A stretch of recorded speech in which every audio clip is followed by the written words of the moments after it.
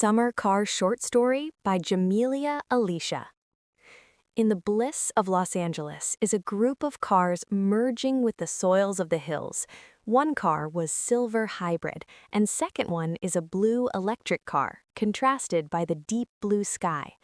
The muscle noise of engines heard from the electric car merged with the sound hybrid, making the sound unique and ghostly. Overshadowed by a group of men and women walking towards the cars, they went in the car in a fashioned way and challenged to a duel of summertime car madness. Hectic and chaotic is the adrenaline felt in the veins of drivers and the need for speed, like a drug that led cars to speed and skid past each other in a silent motorway. The motorway was described as ghost of the past of nocturnal gateways and speed, trapped in a nostalgic present. No one had words to describe the passion for cars, but only the smell of engines told stories of drivers who rose and fall. The kingdoms and conquerors of Los Angeles told many stories through the cars they possessed, and many looked out of admiration. Seasonal ghosts, cars alive during the summer seasons and dead by winter. Hibernation feeling mixed with technological advancement. It arrived loud, shimmering, and golden, spilling heat across the pavement like honey. Palm trees leaned into the sky as if they were listening for something. The air smelled like salt, sunscreen, and distant traffic. And every year, without fail, the car returned. They called it the summer car, though no one knew its real name. It was never parked in winter, never seen in spring, never remembered in fall. It didn't exist in the months when the ocean turned gray and people wore sweaters at night. But once June hit, once the city began to sweat, it rolled back into Los Angeles like a myth on wheels, a fashion statement made to take over worldwide stores. The first sighting was always near the coast.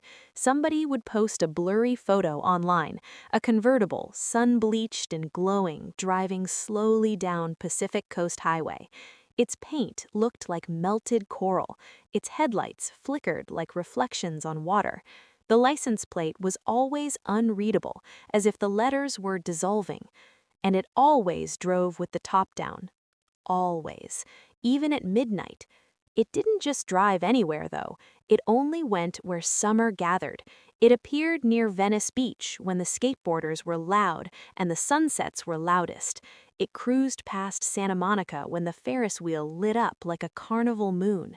It lingered near Malibu when the sea looked endless and expensive. And people followed. Not because it was fast, not because it was famous, but because it felt familiar. Like something you dreamed of when you were younger, like a memory you hadn't lived yet. Mila first saw it on the hottest day of July. She was working a shift at a small beach cafe near Zuma, pouring iced coffees for tourists who complained about the heat as if they hadn't come searching for it. Her feet hurt, her hair stuck to her neck. She wanted the day to end. Then she heard it, not an engine roar, something softer. Like waves humming through metal. She turned her head. The summer car was drifting down the road beside the beach, slow as a lullaby. The sunlight bent strangely around it. People stopped walking. Conversations paused mid-sentence. Even the ocean seemed to hold its breath. The driver's seat was empty. The car drove itself. Mila blinked hard. The car rolled past her cafe, and for a second, she swore she could smell something impossible. Fresh oranges, warm sand, the exact scent of childhood summers. Before she could think, Mila stepped off the curb. The door clicked open. Inviting. Inside, the air was cool. Not cold, just beach evening cool. The seats were worn soft like they had held 1,000 sunburnt bodies before. The radio crackled with distant music, old love songs, surf guitar, laughter. Mila hesitated, then sat. The moment she did, the car began moving again, down the highway, toward the sea. Mila's hands hovered near the steering wheel, but it wasn't meant for her. This car didn't need drivers, it needed passengers. Outside, strangers turned their heads, eyes widening as if they recognized her, though they didn't. The car attracted people the way summer attracts longing. It pulled beachgoers, heartbreakers, lonely tourists, dreamers with nowhere to go. At every stoplight, someone new climbed in, a boy with a sun-faded skateboard, a woman holding a towel like a flag, an old man smiling as if he'd been waiting decades. No one asked questions. They didn't need to. They understood. This wasn't transportation. It was pilgrimage.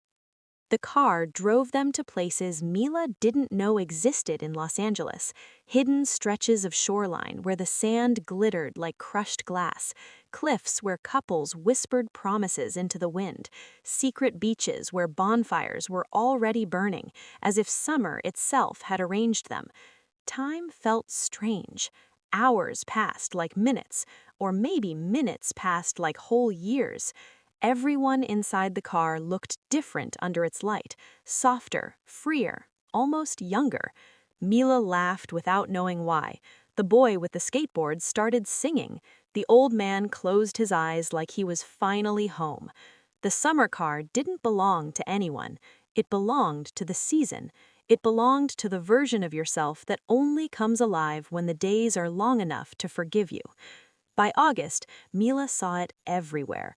Always near water, always gathering people, always leaving behind the faint ache of something beautiful. And then, one morning, it was gone, just like that. September came cooler, the crowds thinned, the ocean turned quieter.